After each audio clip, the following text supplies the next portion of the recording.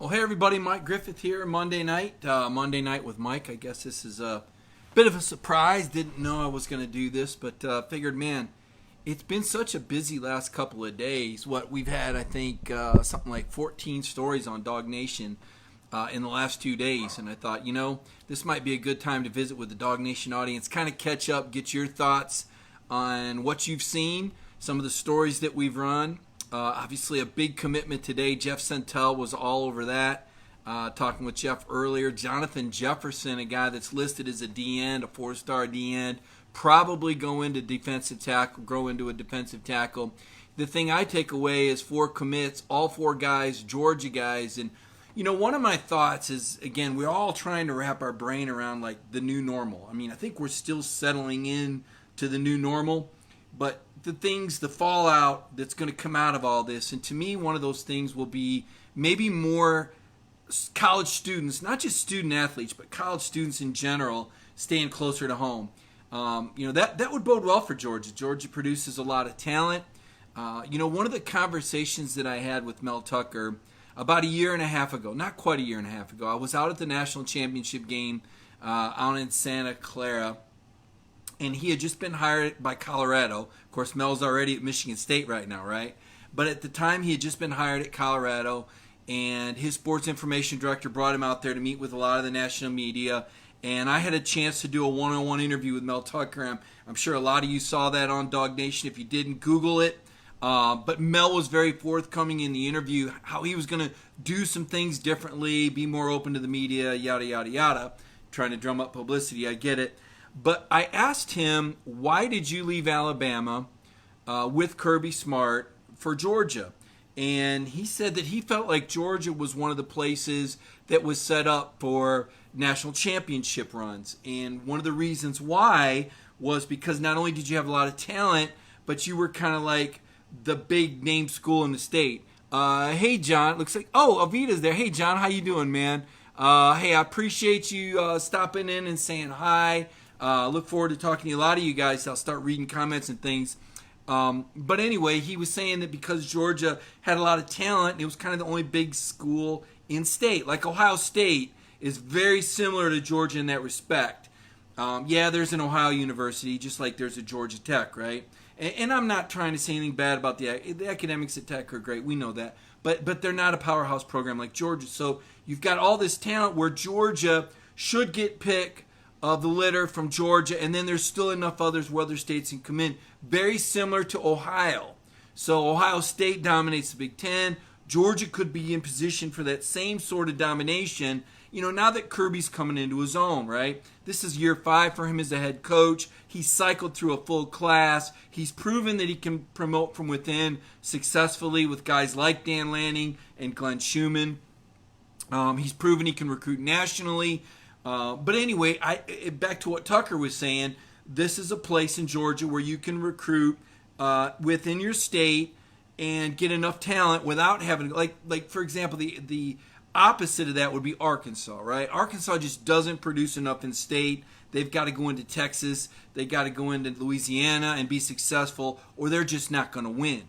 Georgia can be built with most of the guys on their roster being from the state of Georgia. I think I remember, I want to say a couple of years ago when Georgia played Alabama, might have even been in the 2018 SEC championship game. I want to say like 83 players on Georgia's team were from Georgia and like 38 players on Alabama's team were from Alabama. It was kind of like one of those inverse number type of things. But, seeing that Georgia's 4 for 4, their commitments all from Georgia made me think about, hey, could this be a trend? And I know that Kirby wants to go anywhere and get the best that he can. Certainly we've seen Georgia's recruiting budget is the highest in the country. So Greg McGarity does give him that leeway. Kirby takes it. Greg gives it, however you want to put it.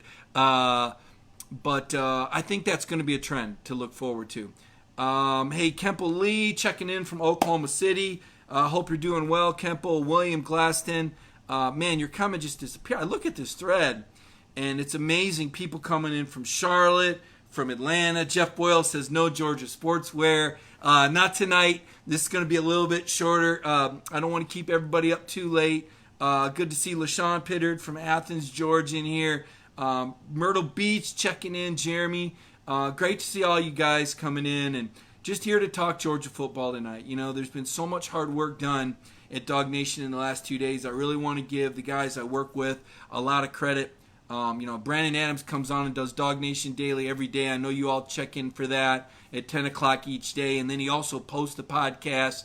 And Brandon, B.A., kind of the face of DawgNation, right? He's our icon. I kind of got in trouble for saying that Georgia quarterback Jake Fromm was an icon. I kind of got called out on that by a few people. They said, what do you mean is he an icon? When I think of icon, and it's kind of a loose definition word, right? If you look it up, there's a lot of different definitions. But to me, an icon is somebody that kind of represents. And when you think about Georgia football, Jake Fromm's been the face of the program. Now, you might not like Jake, or you might love him, or you might think he's the best, or you might think he's the worst. But there's no doubt about it. When you see Jake Fromm's face, you think Georgia football. And when you think Georgia football, you think Jake Fromm. Because that's what happens when you're a starter for 3 straight years and you win a Rose Bowl and you win a Sugar Bowl and you win an SEC championship game and you go 36-7. And Jake Fromm did all those things. So whether you think he's going to be a great NFL player or whether you don't, you're not going to take that away from Jake. He was a great ambassador for Georgia during his time at Georgia. He was a great role model.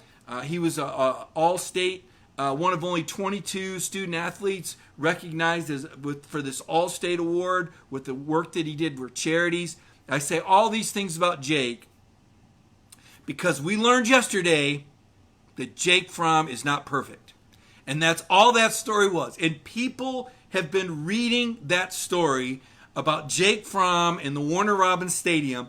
And I kind of stumbled into it because there was just a lot on social media about it. I was reading about it everywhere. Like, oh my gosh, can you believe that Jake Fromm didn't work out in Warner Robins? He had to go in the county next to him. And there was just all this chit-chatter about what happened. And it just turns out that Jake Fromm's a football dude. He jumped a fence, allegedly, apparently, to go work out in a stadium that had some pretty cool artificial turf, and he wanted to throw to 5 other guys. And the school superintendent did his job, by the way, and said, Jake, you got to fill out a form. Jake didn't fill out a form, so Jake had to leave. And that's it. It was amicable, but it just stopped everybody in their tracks because it's kind of like, wait a minute, Jake Fromm's not perfect. No, he's not. And you know what? I think this gives Jake Fromm a little bit more street cred with the NFL execs that go, well, thank goodness this guy isn't that much of a goody two-shoes. The dude's willing to jump a fence to throw a football. That's our kind of guy. And that's Jake Fromm. I mean, Jake Fromm, he's a guy's guy. Now, what we saw in the media was a Jake Fromm who was just always buttoned down and perfect. I don't think I ever heard Jake say anything that was controversial. In fact, the most controversial thing that I can think of that Jake Fromm did was sing Rocky Top after they destroyed Tennessee for a 3rd year in a row. And I don't even think Jake Fromm was trying to trash talk. I think he was just singing Rocky Top because he heard it. But to me, that was like the most controversial Jake Fromm thing. Another controversial Jake Fromm thing was, I don't know if y'all remember this, but at the start of the 2018 season, Kirby Smart was like being so careful not to name any starters. They didn't even put out a depth. It was Kirby going over the top, which Kirby can do from time to time when he wants to make a point. That's why he's so effective, right? Saban's the same way. I think all great coaches can get kind of carried away because you're trying to hold the attention of 18 to 23-year-olds or you're trying to make a point. So Kirby went through the entire fall camp not announcing a starting quarterback. Now, we all knew, or we all thought we knew, that certainly Jake had to be the first guy on the field. But we knew that Justin Fields was also going to play. They said that. So what did Jake do? In the course of one of his interviews, he was asked about, I can't remember which running back, might have been Swift, and Jake said, yeah, I can't wait to hand off to him on the first play of the game. Oh, did Jake Fromm just spoil the whole surprise that he was starting? Because that was the most controversial comment that I ever heard from Jake Fromm. Did he just let the secret out, right? Between him singing Rocky Top last year after they beat Tennessee in the locker room, on the way out, by the way, and saying he couldn't wait to hand off to somebody on the first play of the game when Kirby hadn't. Those were the most controversial things that Jake Fromm had done until last week in Warner Robins when he jumped a fence to throw a football. And we all saw it and said, Jake Fromm, welcome to humanity. You're not perfect. Thank goodness. Thank goodness. Jake Fromm is not perfect. So to me, it was kind of a lighthearted sign of the times story. Let's be honest. Everybody is a little bit on edge lately. Everybody's a little bit. I've caught myself. Listen, I drove up. I got family near Georgia. I was on the interstate. I'm telling you, this is the worst driving I've ever seen. Everybody's distracted. I think they're looking at their phones. I saw 2 near wrecks. I know I saw a fatal wreck on 316. This truck, there were peaches all over the road. The front of this cabin was burned out. I don't have the picture on me. It's a pretty gruesome pic. But I mean, my son was driving. He's going, all right, he's going 81. He's not Jake Fromm. He's not perfect either. But he's going 81. He's in the left lane, and people are passing him on the right lane. I said, you need to get in the right lane. He said, Dad, look, I'm going 81. I said, people are driving nuts. Get in the right lane. And so everybody, take a deep breath. Have a little self-awareness. Ask yourself, are you on edge? Have you snapped at somebody? Have you caught yourself pushing a little too hard? Are you getting a little cabin fever, right? Go out for a walk, stretch your legs. Have a self-awareness about it. DawgNation, we have a conference call every day. And I think we all kind of check on each other, kind of do a depth chart check on one another. How's everybody doing? Everybody sounding good? Somebody sounds a little wound up. You might text them. You might call them. Do that for your coworkers. Do that in your family. So that's my. Anyway, the Jake Fromm story blew up. It's been hot all day. People have been reading it. I don't know what you thought about it, but I thought it was kind of interesting. William Gleaton, Mike, let's get it rolling on the offense next season, brother. You know what? I put that out there yesterday. 4 reasons why Georgia is positioned for a national championship run. And now it's on the DawgNation page. Y'all go to DawgNation Facebook page. You go to our website. But sometimes I'll share it. Like there's these, I don't know, rebel, renegade SEC pages. Like true SEC fans. 100% true SEC fans. Kind of in the 6 and 7 minute abs. Somebody creates these. And I know that there's people from other fan bases. And they read that. And of course, they're going to come back and spit fire at me, as Jacob O'Neill likes to say that I do. And say, oh, we hear this from Georgia every time. 1980, blah, blah, blah, blah, blah, blah, blah. Look, it's not every year. This is a recent phenomena that Georgia has started to have the best recruiting classes in the country. 2 out of the last 3 years? Okay? That hasn't happened before. Kirby Smart hasn't happened before. The number 1 defense in the country returning hasn't happened before. There's reasons for this. There's a reason why Georgia is poised to make a championship run. And I don't know if you saw, I did one of these videos, what was it, Thursday, Friday? I can't remember.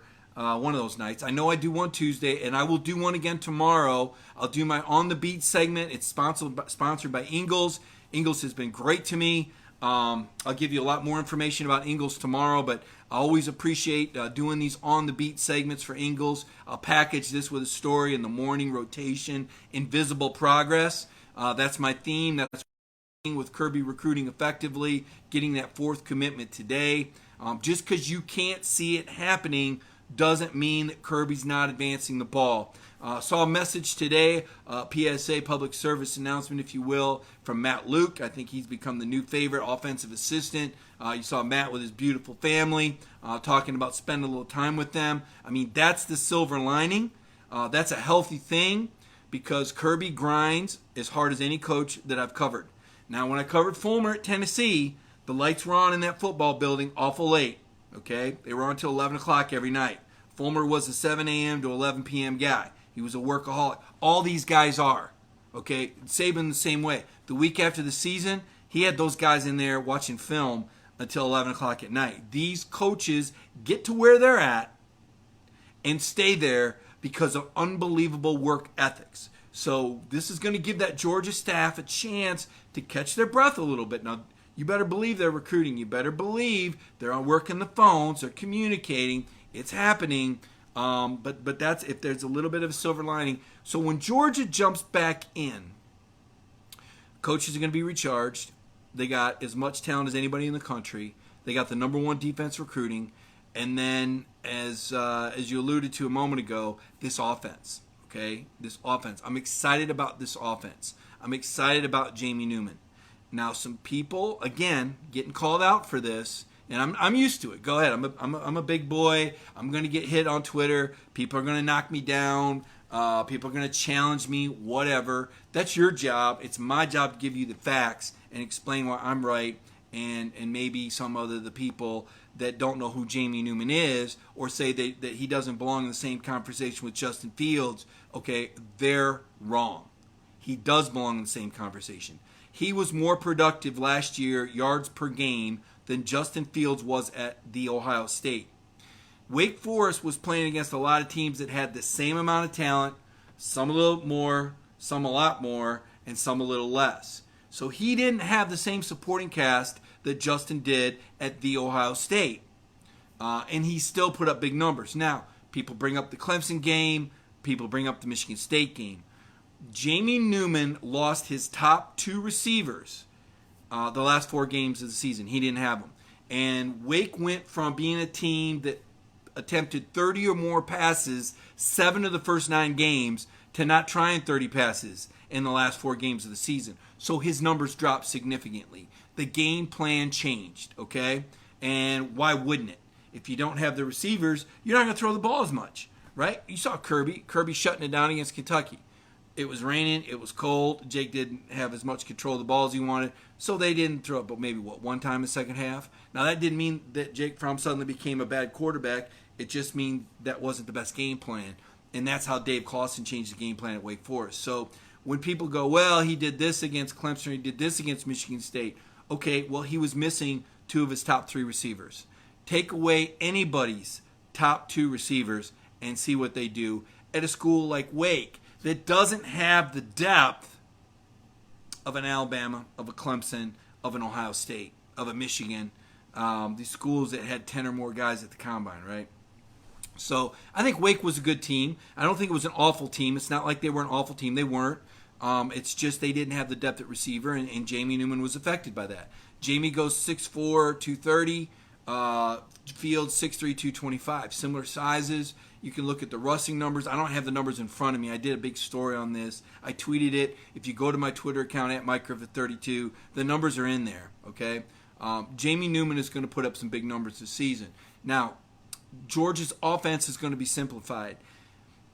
I thought that could be the biggest disadvantage early on, that Georgia was going to have a very simplified offense compared with other teams. But now that spring drills are essentially wiped out, and Sankey said it last week that the window was closing. Look, they just moved the Olympics back. They're not going to have spring football in May, folks. It ain't going to happen. If there's any kind of preseason ball, I think you'll see it in July, maybe a couple weeks. That's optimistic. Right now, if you told me no spring ball, no preseason, start August 1st, I would take it. Not going to happen unless the social distancing, unless you all practice it and you encourage your neighbors and your neighbors encourage their neighbors. It's going to take a collective effort. I still believe that can happen. You guys know I've said it before. I'm proud to be a former military guy. I'm mission oriented. I've got confidence in our country. I don't want to drone on and on about that, but that's how I believe. And I'm going to go forward with that attitude, and I'm going to believe that all you are going to go forward with that attitude. We're all going to check in because we all want football season. We can't afford not to have football season. I can't even imagine life without a football season. I can't. I mean, I've been a football writer my whole career, right? I was the president of the Football Writers Association in 2007.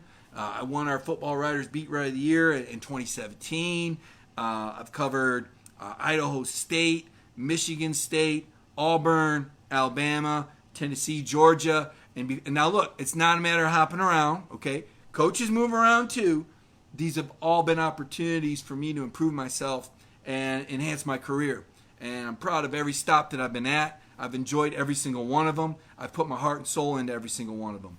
I think you guys know that just from watching me. I'm all in, man. And now I'm covering Georgia and talking to you at 9:43 p.m. on a Monday night about Georgia football. I want to take a look at some of your questions, some of your ideas, some of your thoughts. Like I said, it's been a busy day. Man, Santel's got a lot of good copy up. He's got a really interesting story up right now that he put up tonight about the Bulldogs are recruiting big everywhere, including Brooklyn, New York. And what he's talking about, this New Jersey school, don't take this lightly. I will tell you that Michigan has cleaned up in New Jersey. And if Kirby's going into New Jersey, he's going to have a battle with Jim Harbaugh. He might want to call Tom Crean, who, I don't know if y'all know it, is Jim Harbaugh's brother-in-law. Did y'all know that? Did you know Tom Crean is Jim Harbaugh's brother-in-law? Isn't that a great stat? Crean loves to talk football, by the way. He doesn't talk it a lot. But you can engage him on football. And he's just a good coach. Crean's a good coach. All right, let's see. What do we got here? Fred Pittman, how's it going? Thanks for checking in. We must have football, Brian Friedman. Dude, I'm serious. How good will your defense be? Spencer Hartley, how good will they be? My gosh. Trevon Walker. Did you see number 44 as a freshman? Excuse me, I'm on my green tea kick here again. Need just a little pick-me-up. Trevon Walker's a beast. Azeez Ojulari's a future NFL pro. Monty Rice is rolling into his senior year. He's still got that chip on his shoulder and that edge. Richard LeCount. So impressed with Richard LeCount at the Sugar Bowl when we started. I started talking to him about leadership. I don't know if you, again, another story to Google. There's a really good video of Richard LeCount talking about leadership and how you have to recognize early on that it's not the same as it is for your friends. Richard talking about how it was hard for him early. We all know that Kirby was hard on Richard. That's kind of what happens when a coach thinks a lot of you. When Kirby thinks a lot of a guy, what I've noticed the last 2 years is he really buckles down on him and he really calls him out. And he used to do that with Richard a lot. Remember the whole Rat Trap Richie thing? That was Kirby's way of saying, do your assignments. And Richard rolled with it. Richard said, I want to be coached hard. And now look at the results. Richard LeCount is coming back for what should be a very special senior year. He's going to finish what he started. And I give props to Richard. I know his family had a lot to do with his decision to come back. I give props to Richard for listening to mom and dad. And really, I think he's going to really fulfill all that potential that he has. It's exciting. Still one of my very favorite moments of covering Georgia football, really of covering college football. One of my favorite moments of my career was the coaches pulling that trick on Richard LeCount and the football team when they did the relay race and they pulled out Matthew Bowling for the final leg. I thought that was absolutely ingenious. Do you remember the coaches versus the players? And they were doing the Olympics and they were having all these contests. I'm convinced that it started with that image in Kirby's mind, the whole setting Bowling up against LeCount on the anchor leg and then working backwards from that. How do we get to that, guys? He had to have that moment, right? And that was one of the funniest and best moments that I've had covering college football. And I still love it. I still go back and watch that video from time to time just to get a kick out of it. Kirby asking the players, would you rather run the coaches against the players than run these sprints? I mean, it was a tremendous setup. Let's see here. William Gleaton, how does Lewis Cine progress this year? I think he progresses great. I think the fact that he started at safety over Otis Reese tells you a lot. I think the fact that he was assignment sound against Baylor, I think Lewis might have had 6 tackles. And the thing about Lewis was he was kind of paper thin. I was surprised. That was one of the open locker room games. We were only allowed to go open locker room with these players after SEC title game and bowl game. That was an open locker room game. The kid was pretty skinny. And I'll use that word skinny. I don't use that too often with Georgia athletes because they're pretty well conditioned. But Lewis was very young. He's only going to get better. He's going to get bigger and he's going to get better. And the fact that he started, and remember, Kirby manages those safeties. The fact that he started tells you a lot about him and what Kirby Smart thinks about him. So he is a rising star. The fact that J.R. Reed was not missed against Baylor tells you everything. Good evening, Miriam. It's good to see you. Sandy Puckett's here as well.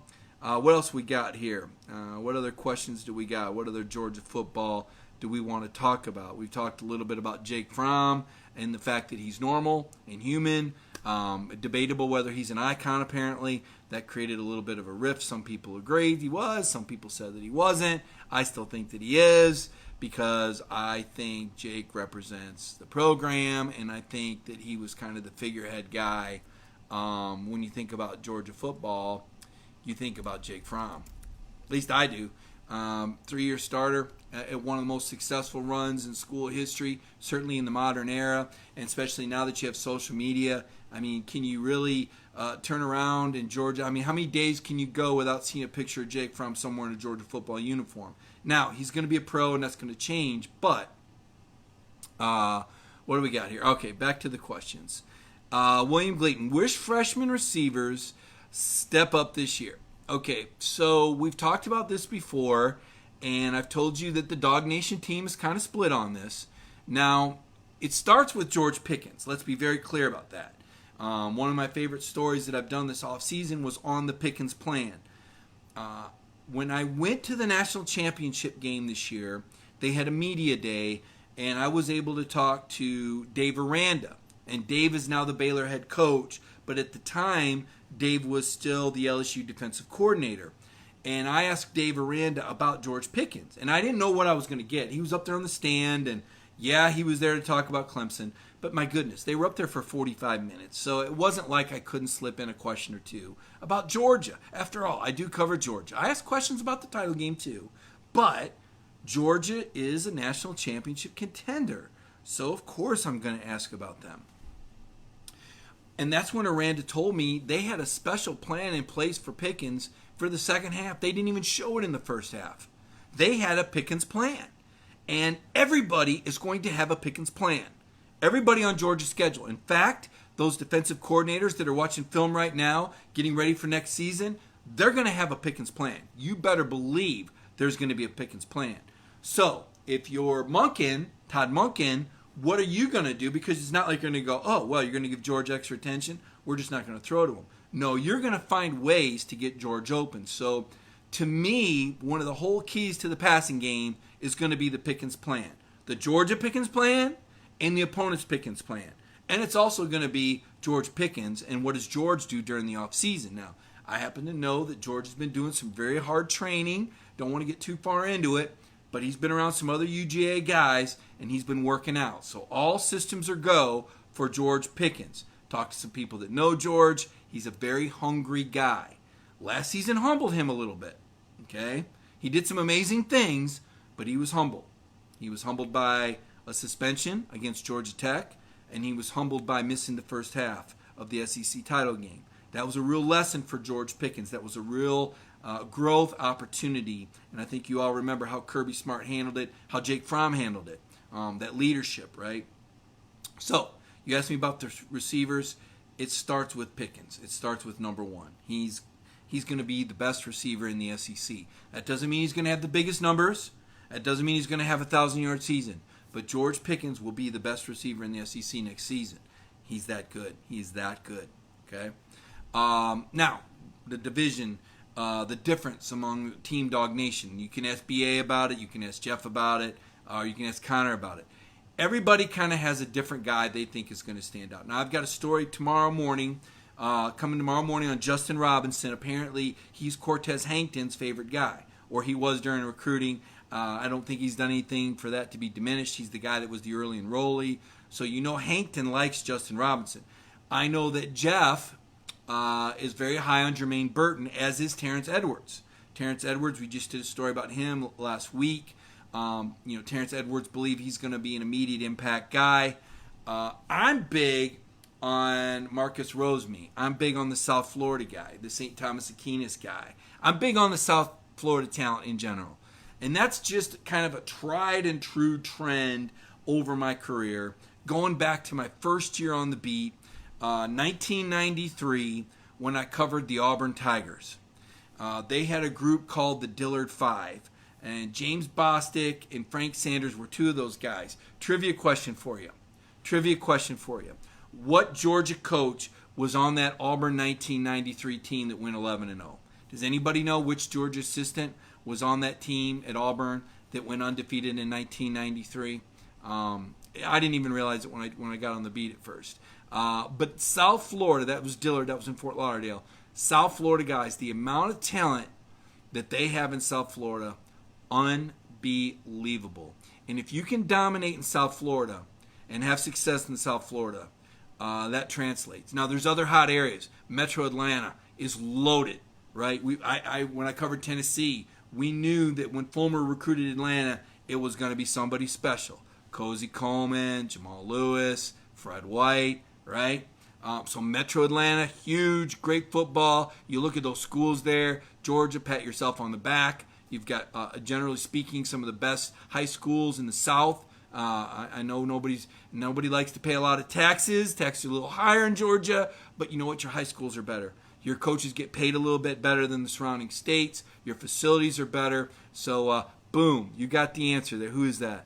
Dante gets the answer. Del McGee was on that 1993 Auburn team that I covered. So you ask me what freshmen are going to make an impact. I think Justin Robinson, he's a guy, 6'4", he's up to 220 now. Big target with speed. Could he be Lawrence Cager? Now, he came out of 1A ball. Lawrence had played at Miami 3 years, right? So I think there's going to be a little bit of a curve for Justin Robinson to get there, but I expect him to get there. I expect Justin Robinson to be an impact guy. Not this year as much as years 2 and 3. Jermaine Burton, I'm sold. I'm buying into Centel's intel. I'm buying into Terrence Edwards, who trains these guys. What a luxury for Georgia to have an all-time great like Terrence Edwards training receivers, working out with these guys, which he is right now. You want to talk about a benefit and a bonus. How many other programs can say they got one of their all-time greats working with players? Perfectly legal, by the way. I'm a Marcus Roseme guy, as I've said. So there you go. I think the guy, Ladd McConkey, now remember Ladd was the quarterback from North Georgia. He's a little bit more of a project, but he's a guy worth getting excited about. Edwards really likes him a lot. I'll have a story on Ladd next week. Jeff has already written a lot about him. Listen, this is a really sharp guy with a lot of speed and a lot of quickness. And, I just think he's a guy that's going to develop. Maybe not next season, but there's a reason Kirby went after this guy. And because Kirby knows talent. And so I think Ladd McConkey is a little bit more of a project. Now, I'm going to throw this name out there. And, I have been just as critical of this guy as probably anybody in the media. But I think Matt Landers next year. I really believe that Matt Landers next year puts it together. He had flashes last spring. And, he would make the hard play, but not the easy play. There was a little bit of a lack of consistency. I think with the amount of reps that Matt's gotten, and I think the hunger that he's shown, I think Matt Landers could have a big year. I think Kyrus Jackson is a guy. They have a lot of confidence in Kyrus Jackson. I recently saw he was chosen for some type of leadership summit or counselor or something like that. When Kirby picks a guy, that tells you something, okay? That Kirby sees something. Remember, Kyrus came back last year. He was injured in the first game. He actually started the first game and had that broken hand. He came back later in the season, maybe not as effective as he would have hoped. He got injured in the first quarter of that LSU game, as did Dominic Blaylock. People are, boy, Georgia got beat so bad. Well, really, because DeAndre Swift really didn't play. Lawrence Cager was out for the year. You lost Blaylock in the first quarter. You lost Kyrus Jackson. Okay, so, and you dropped a touchdown pass in the first play. So it wasn't like LSU was 27 points better. That's what the scoreboard said that night. But if you put LSU against Georgia last September, it's a different football game. Not saying Georgia wins, but it's a different football game. So there's that. What else we got here? Mike Mizell. Home all week. Teleworking. Kind of like it. Well, Mike, you're ahead of the curve because I've talked to a lot of people, and I said it earlier on this video chat here that we're doing. I think people are a little wound up. I think we need to do self-checks. Take inventory, right? Make sure you're not one of those people that's getting a little wound up. How are you treating your coworkers? This is different. This is a stressful time for us all. There's a lot of uncertainty ahead, and it's very easy when you're working hard under duress to have a little bit shorter fuse. And I don't have any market examples of that outside of the driving. And if you missed my PSA earlier, be careful on the interstates. The most distracted driving I've ever seen. Speed is out of control. I've seen a lot of bad wrecks. It's already dangerous enough. 75, 85, 20. You guys, you've driven it. You've been on it. And there's a lot of distracted driving, a lot of hectic driving. People who aren't used to driving. Some people in a hurry going 80. Some people not so much in a hurry going 45. You get that variance of speeds. And people that are in unfamiliar areas, maybe going to see family or driving family to doctors. So please be careful. Be aware. Be self-aware. Give yourself a break. We're going to get through it. It's a marathon, though. It's not a sprint. So try to be measured. Okay, my just kind of my advice for you. Just kind of thinking about how things are going here as we try to get through this difficult time and really work hard to continue to bring Georgia stories to you. 14 stories in the last 2 days from DawgNation. Hope you've enjoyed them. Hope you get a kick out of some of our comments, some of our commentary. It's a lot of fun, man. Talking football is a lot of fun. I miss spring football. When I covered the Big Ten, and I covered Michigan State for 4 years, from 2012 to 2016. I left the SEC. I deviated, right? I went back to where I went to college. I went to college at Michigan State. Now, when I went to college at Michigan State, I didn't cover football there. I was covering the Detroit Lions while I worked for the local paper. Barry Sanders was a guy I covered, which I guess makes me sound really old. I guess I am kind of really old. So I didn't do Michigan State. But there was a company up there called MLive. My coworkers give me a hard time because I always reference MLive. I loved working there. I learned a lot. They were kind of at the front of the whole digital journalism train. Michigan was the first place. Ann Arbor, they didn't have a newspaper. Remember that? It was like 2008 or 9 when they went away from daily papers, and everybody went, oh my gosh. So they were at the head of the digital. So I learned a lot about digital journal. Anyway, I went back and covered Michigan State. And they were very successful while I was there. They had 3 seasons where they finished in the top 10. And 1 year, I wrote a column that Michigan State was trying to get 50,000 people to spring game. And I was attacked by other media people. Said, are you crazy? These people have a life. That's not healthy. I said, what are you talking about? 50,000 is nothing. 50,000, they do that every year at Alabama. They do it every year at Georgia. They do that at people love football. Oh, 50,000 for Mike. 50,000 for... Yes, 50,000 for a spring game. I'm not crazy. I love football. Don't you love football? I get a lot out of football. I love seeing, who's the second string? Who's the third string? What was that play I just saw? Had I ever seen it before? I got a lot out of it. When Eric Stokes had the pick six on Jake Fromm, he stepped in front of J.J. Holloman, came out of my seat. Holy cow, Stokes is over it, man. Stokes battled last year with Tyson Campbell. Now he comes out in G-Day with his interception on Jake. He jumps the route. Jake struggled a little bit. That defense was that good. It was kind of a clue, right? So I enjoyed that. I miss that right now. But I know these guys are working out. I know Scott Sinclair is giving them workout programs. We've seen some of the videos they've done. I don't know if you saw that story Connor Riley did. Nolan Smith did a workout video. Saw Stokes. Prather Hudson with these headstand push-ups. What is up with that? That was pretty impressive. Brian living for football. Spencer, you're right there with me. Miriam says it's okay. What happened, Miriam? What I missed here? Yeah. Not really into watching the video. Just listen. If you got any questions, hit me up. It's past 10 o'clock. I told myself I was going to stop at 10 o'clock. Don't want to keep anybody up any later than you need to be. Kind of want to recap the news. You saw Georgia got a commitment today. Jonathan Jefferson. He's a defensive end in Douglas County. He'll probably grow into a defensive tackle. This is exciting. This is 4 commitments for Georgia now in the 2021 class. Of course, Brock Vandegrift. He's the quarterback from right near me, right down the road in Bogart, right near Watkinsville. in Oconee County. Big commitment. Big commitment. So that's pretty exciting.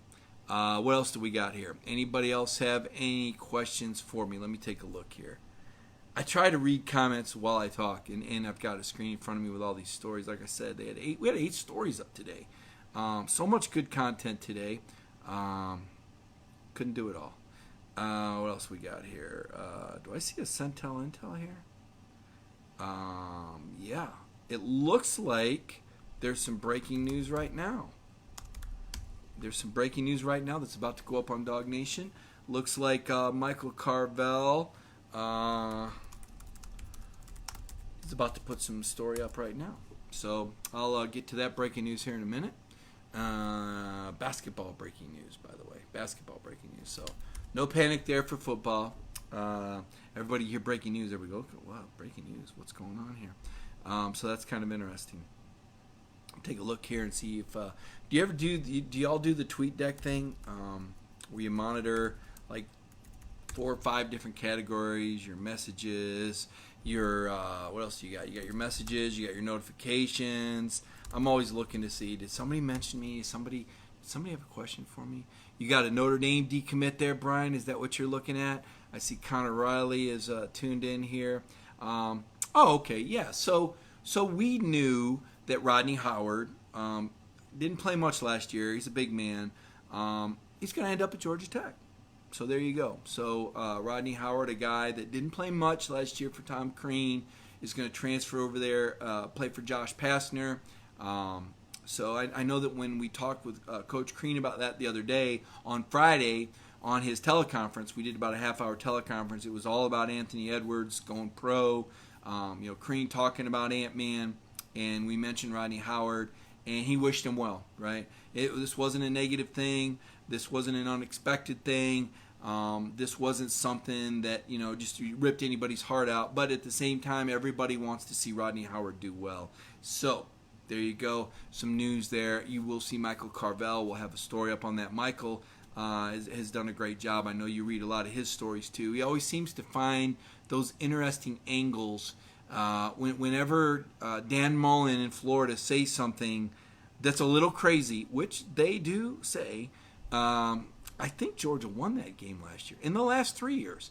Although when I read comments from Florida players, Florida fans, I get it when the Alabama fans talk junk, okay? I understand that. I get that. I even get it when the Clemson fans, right, they weigh in a little bit, even though Georgia beat them last time they played. But when Florida fans talk smack, I just don't understand that. I really don't. It's almost like disillusion time, right? It's like, you lost that game, right? You realize that Florida didn't even score a touchdown until the 4th quarter last year, right? Do you not realize that? Georgia won that game easily. Kirby took his foot off the gas, I thought, offensively. So I didn't really understand that too much. Rodney Howard, Jacob is the guy. He was the guy that we announced Friday. We wrote in the Anthony Edwards story that he wouldn't be back. So, but you'll see some more details of that coming up really quick here on your DawgNation page. Let's see if we got any more questions here. What do we got here, folks? What's the basketball news, Brian? You got it. You got that comment. So, okay. All right, I'm going to put a wrap on this. I just wanted to talk for a little while. I talked a little bit longer than I thought I would. I hope you guys enjoyed the content. There's going to be more stories tomorrow. DawgNation Daily tomorrow, 10 o'clock. Brandon Adams, he'll be back at you. I'll be joining you later in the day with our weekly Ingles on the Beat segment. That will be coming tomorrow. And story in the morning, couple stories in the morning. Invisible Progress, put something up at 6 a.m., some thoughts on that. And then a story on Justin Robinson will be coming also in the morning. So everybody have a great Monday night. Thanks for joining me. If you want more questions, drop some questions in the comments. I'll go back and go through it. Hit me up on Twitter at MikeGriffith32. And again, be safe and take care of yourselves. We'll be back here in no time at all.